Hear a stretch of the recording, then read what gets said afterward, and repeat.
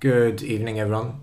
Today we are going to start having a look at the tools panel over here on the left, and we're going to move down through here, and we've explained what's going on down in the bottom right hand corner. So we're going to move over here to the tools and explain what all of these do. So today I'm going to be working with a photo I took at the weekend of my friend Scott.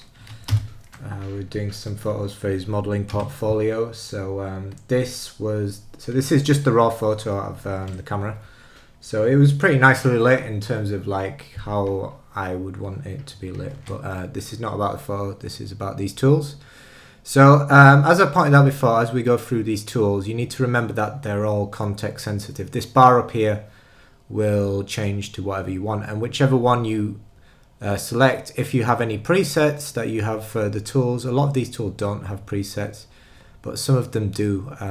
Like the gradient kind of has presets, but we've got like this circular rainbow thing which lets you do this kind of lens flare. But most of the presets are actually kept in individual menus, but just to be aware. And what we're going to be doing today is having a look at the first two here.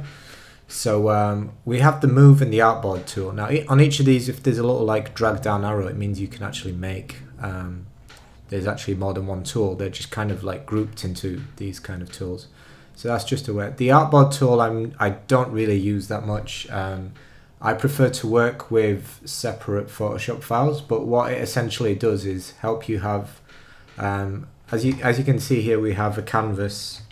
If I do Control Alt I, we have a canvas of 3,456 by 5,184, and what it allows you to do is have numerous like canvases. So as you can see, anything outside of the canvas is grey, unlike in Illustrator. If you right click here, you can change this to black if you would rather have it, or if you would like your canvases to be blue for whatever reason, you can do that. But I stick with like dark grey because it's just like, you got to remember that you're going to be like staring at it for a long time.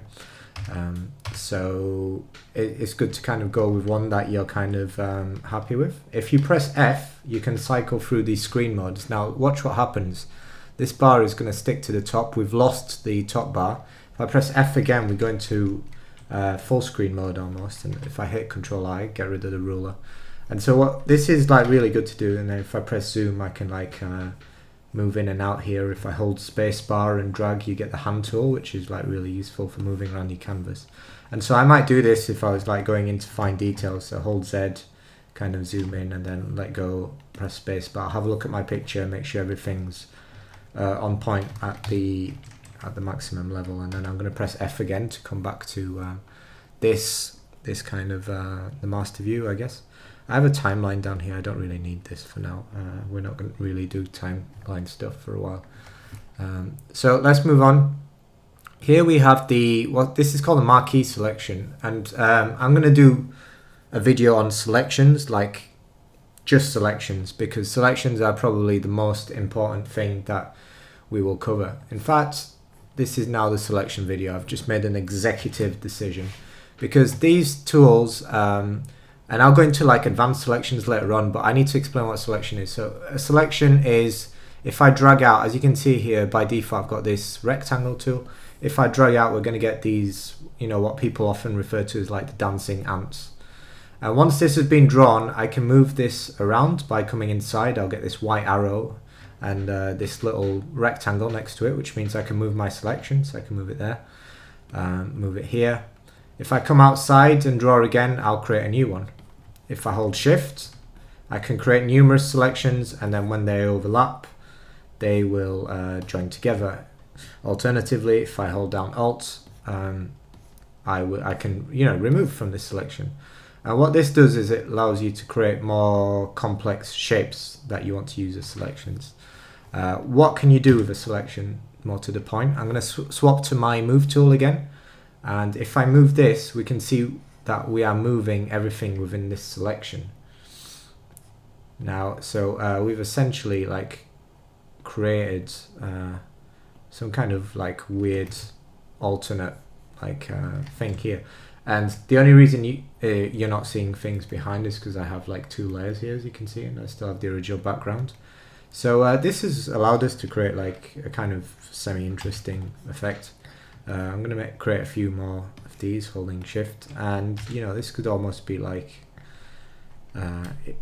if when you have a selection, if you do Control D, you can also go to Selection, Deselect, Control D. What it will do is get rid of your selection, so you can go back to moving the whole thing. So M is your Marquee Selection, which is this tool. Select, hold shift to select, and then again you can move by selecting V or the move tool up here. You can move your things around and then hit Control D to get rid, and that's going to make your selection. So if we have a look at just this layer now, this is what I've created by moving stuff around. So kind of interesting, I guess. I'm going to delete that, and once again I'm going to right click and duplicate the background, so we've got a new layer to play with. This time what I'm going to do is create an elliptical selections, and what I can do here instead, so I'm going to just center it on his head, and instead of like doing V and moving it around like last time, what I'm going to do is hit Control J for duplicate. What this is going to do is, as we can see here, we now have a layer, and what it's done is it's split this layer into that one, but only on the selection. So if I do Alt Selection, we'll see now this is on its own layer, and that is super useful. That is so useful. It's one of the most useful things you could ever imagine. So I'm going to delete. Let's do that again. So I'm holding shift to make it a perfect circle, and this time what I'm going to do with this selection made, I'm going to come to the Mask tool, and what we've done now is, I'm pretty sure I covered this yesterday, but we've made a mask but just in that selection. And how useful is that? Because as we know from yesterday, if I shift click here, this mask can be turned on and off at any point, and I can just use it again and again, or just get rid of it, or I can even add to it. So now if, let's say I make a selection, I'm going to make a new one. I'm going to make one here, like overlapping with this area. We know that there is stuff under here, but we can't see it because there's black in the mask. So what I'm going to do is swap my colors around and press B to get my brush tool. I'm going to select like a brush, and then I'm just going to paint, and as you can see, the paint will be restricted within the selection, which is yet another use for the selection tool. So what happens with selections is you're basically telling Photoshop that whatever you're doing is going to happen within this area. So now when I come to my brush, I'm going to make it smaller here, and I start painting, and what I'm painting is white, and I'm painting into the mask, which is why we're revealing our image. This should start to make sense after yesterday's lesson. I'm painting in, and we're revealing things within this circle. So actually really useful for selections are usually how I will make a mask. I'll make like a quick selection of where I want, so let's just say it's like something like that, and I'm just going to pause this video. And we're back. Sorry about that, I just had a phone call. So yeah, to just recap, I usually use these a combination of these two, and what we're going to move down into is into the Lasso tool. Now the Lasso is, I'm using a tablet here, I don't use a mouse, so making these kind of shapes is actually quite easy for me. But the Lasso tool allows you to really loosely, and I'm just holding shift all the time. With all of these free tools here, it's the same deal, like hold shift, add to selection, alt removes from the selection. And let's say I want to roughly, again this is not how I would do it because I'll show you how to do it later on, but let's say I wanted to draw a rough selection around the outline of the body here. I would have something like this, I guess. So yeah, I mean that's my selection drawn. So that's how the Lasso tool works, and we have the Polygonal Lasso.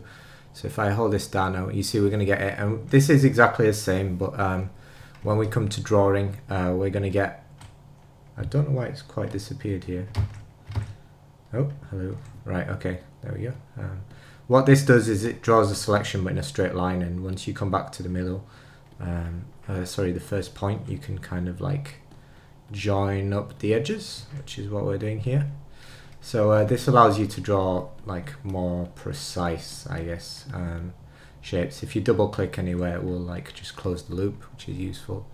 The magnetic lasso tool is kind of like the same. It kind of like tries to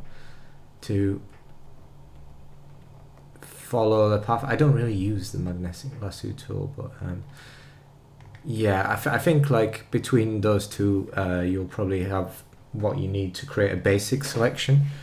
But where we get into more interesting territory, I'm going to hit Control D to deselect that, is once we get to the magic wand and the quick selection tool. Now the quick selection tool is probably my favorite tool for making a quick selection. So on something like this, it will make really light work. I'm going to increase the area, and it will literally try and find contiguous areas, so areas that continue into each other. And as you can see here, when I let go, I've basically created a really quick, okay, so it's missing some stuff, but if I hold shift, I'm going to kind of like refine this, and obviously I've gone too far, so I'm going to hit alt, and I'm going to come back down. And what we're doing here is just slowly adding to the selection to the point where it's like almost where we want it. So obviously we can see here we might have to minus in between, and you can press the square bracket up and down to make this bigger or smaller. And as you can see, so if I hold Z, I can like zoom into the face here, and again with the one square bracket, close down, come up here. And so really quick, we've got, you know, not a perfect selection, but by any means, but a selection with which, if I went to make a mask, you know, we would have, oh, sorry, I already had a mask here. So what I'm going to do is create one there. And as you can see, we've created what is actually a fairly decent looking mask. You know, obviously, like, we have problems here, and this in itself is one of the more complex problems in Photoshop, is how to extract hair without losing it, and we will do that in the lesson by itself, because it's one of the most annoying things you will ever have to do in Photoshop. So I'm going to duplicate this layer and show you, last but not least, the last selection tool we have in our arsenal here, and that's the magic wand. Just so you know, again, like, keep an eye on it here. We have sample all layers, which will sample. So if I had, let's just say on a new layer, I'm going to make a new layer, and I'm going to paint this. And so when I come to do my selection, if I'm sampling all layers, I'm going to kind of like select these two.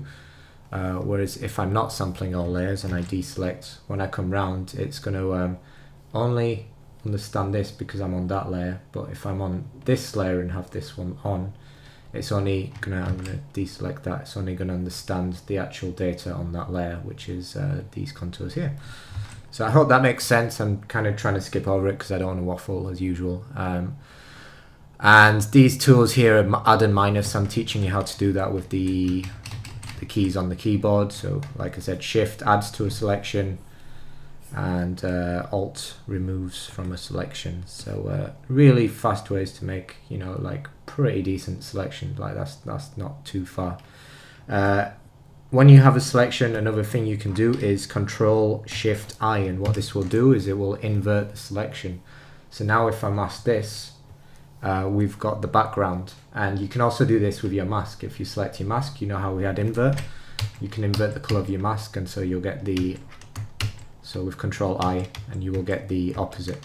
So just always remember that you can manipulate the black and white data here as you see fit. And so the magic wand is the last tool, and what this will do is we'll try and select continuous areas of color. And as you can see here, we're going from a lighter pink, darker pink to a lighter pink, which is why it's not. If I hold shift, I can like add these areas, and as you can see, I'm trying to add like all the outside, and then I can select that area. And so as you can see here, we're cutting into the t-shirt, so I'm going to minus, and then you see like this plus in the corner. So it's actually done a really good job for all this.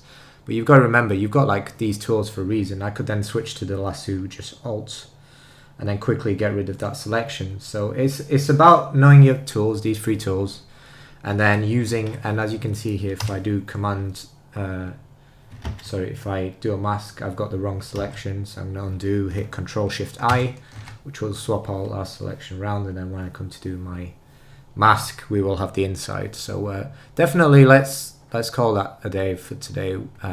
We've learned about all the selection tools, and I think that's a really good place to end it today, because just get to use with building selections. No image will, you know, sometimes images might need like 2 or 3 different methods to make a selection, so bear that in mind. But there is no wrong or right way. If you're asking me, I usually use these two to build most of my selections, and then to clean it up I will just grab the Lasso tool and then quickly add or remove areas that haven't quite been worked out by these two. So thanks for watching, guys, and I will see you on the flip side.